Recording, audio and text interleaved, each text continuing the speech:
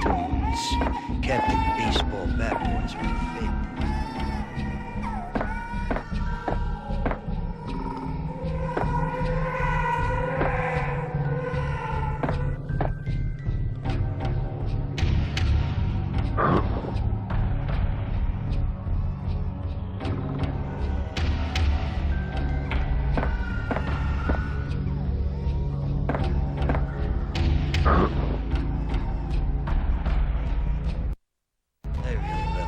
Cartoons. Captain Baseball Bat was my favorite.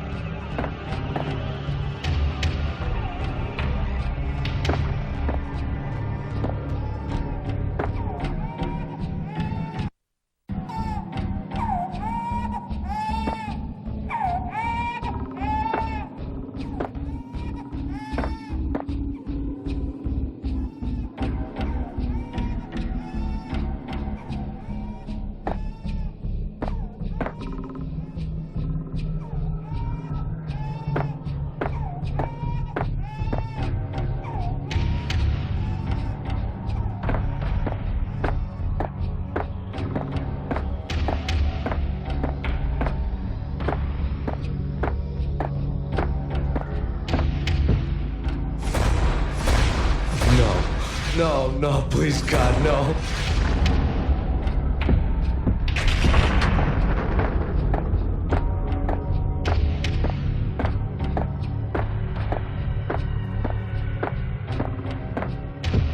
Slice him, shoot him full of holes, blow him to bits, vaporize him, disintegrate him.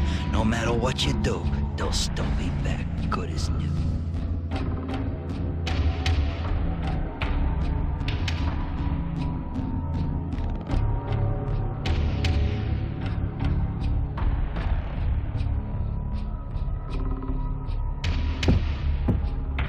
Michelle's diary lay on the table. Max, no, please, Max. Why? I didn't mean to. I'm sorry.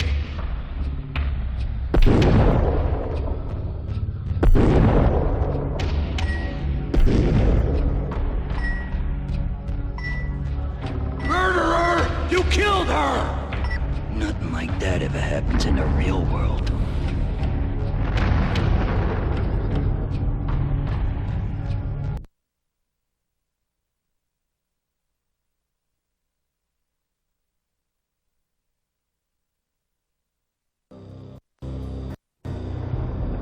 I woke up in a bad dream. My head felt 2 sizes too small for my brain. Max Payne, I envy your name. And the killer was smiling. Pleased to meet you. I'm Frankie the Bat Niagara. Niagara, as in you cry a lot? He had a baseball bat and I was tied to a chair. Pissing him off was the smart thing to do.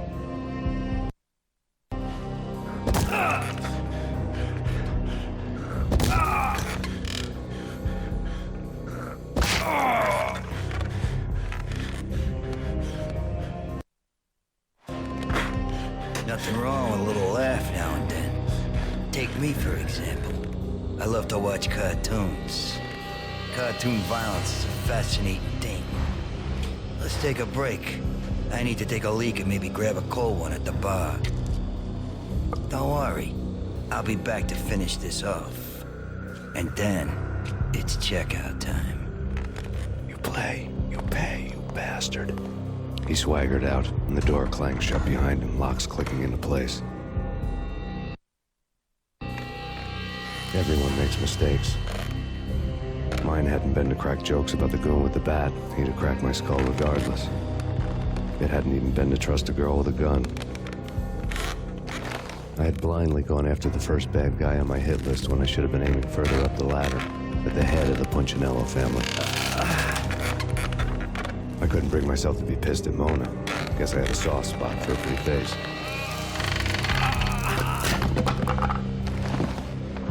But when somebody decides to play baseball with your head, you tend to get sore.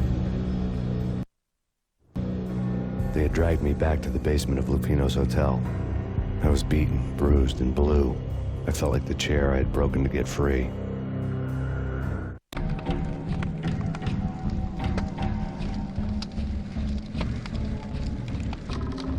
All I had was Niagara's bat, sticky with my own blood.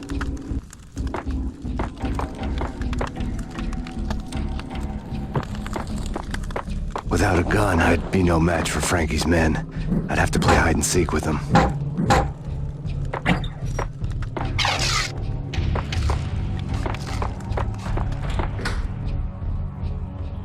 It's Frankie's turn. We'll take care of it. Go at him. Yo! There he is!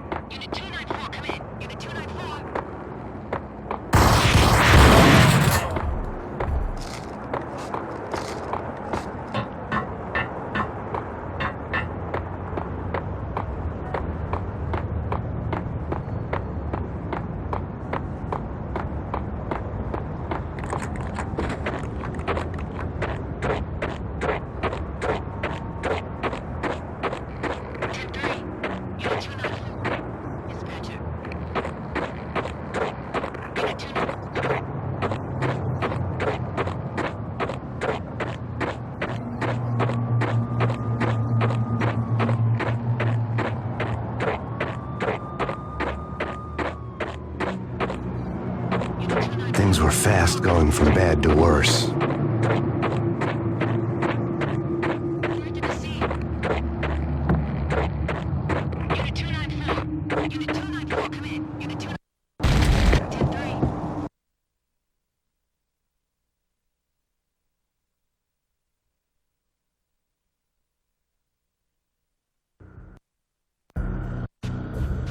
The men in blue had come and gone. They had decorated the place with chalk outlines and tied it together with yellow tape. The cops who had stayed behind were dead. Frankie, his boys, and I had the place all for ourselves. The NYPD has been out on massive killer storm. Chief Jim Rivera take whatever steps necessary. Just forget about it. Just forget about it. Hey, just forget about it. That crazy witch, you should have heard her. She was a real scream when the boys caught her trying to cap the Don. Oh, that's freaking bad. To the trio? That's even worse than what Frankie's doing to that poor bastard downstairs. She's gonna take a long time to die. The mobster muscle on the phone was talking about Mona. Punchinello's trio were nothing but bad news.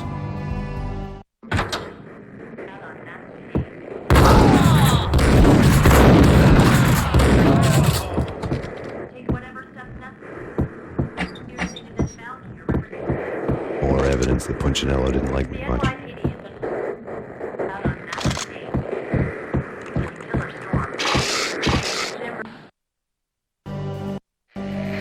The fact remains that all the victims so far identified in the Ragnarok shooting have been known criminals, many of whom had large doses of V in their blood.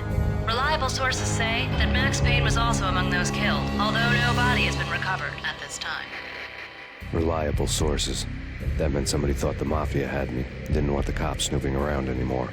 The body would be delivered to them barely recognizable. Case closed. Don Punchinello had the power to be that reliable source, which was no news. But his news was old news. Framing me hadn't been enough. Don Punchinello had put a hit on me. He wanted me dead, and it had been important enough for him to give written instructions to Frankie about it. Max Payne should die like a dog for the trouble he's caused. Frankie, I know I can trust you to give this matter the dedication it needs.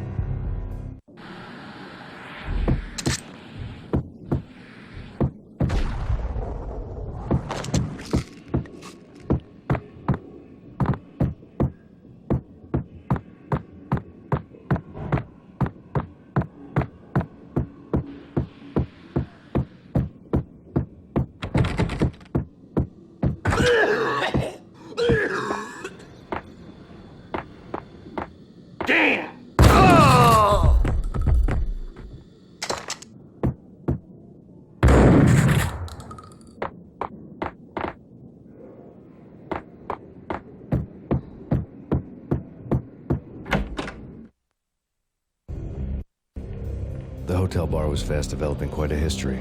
True to his words, Frankie was there, having a beer. Jesus Christ. How the hell did you get loose? Got bored waiting. Thought, what the hell, we could just as well finish this here. Fine by me. This works out just as well.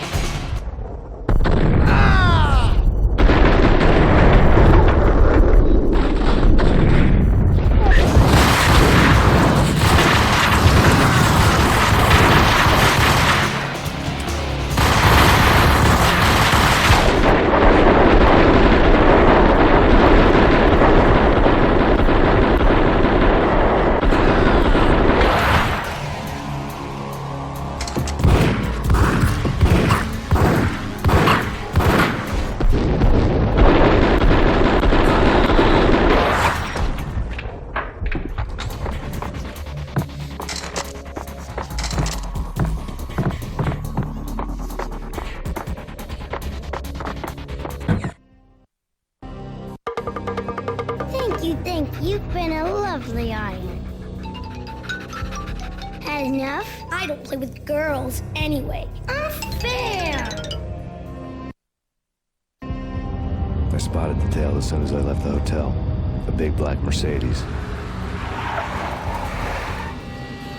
I'd seen the car before. That time it had heralded impressive explosions. Vladimir was back. Bang! You're dead, Max Payne. I might have laughed if I remembered how. What's this supposed to be? Cops and robbers? Look, you want something with me? Get in line. Peace, man. Relax. You know you are a real news item. Armed and dangerous. I am going to make you an offer you can't refuse. I've always wanted to say that. It's a bum rap. I've been framed. That's a moot point. Whatever you did or did not do, I'm sure you had good reason for doing it. Want to hear me out? I'm listening.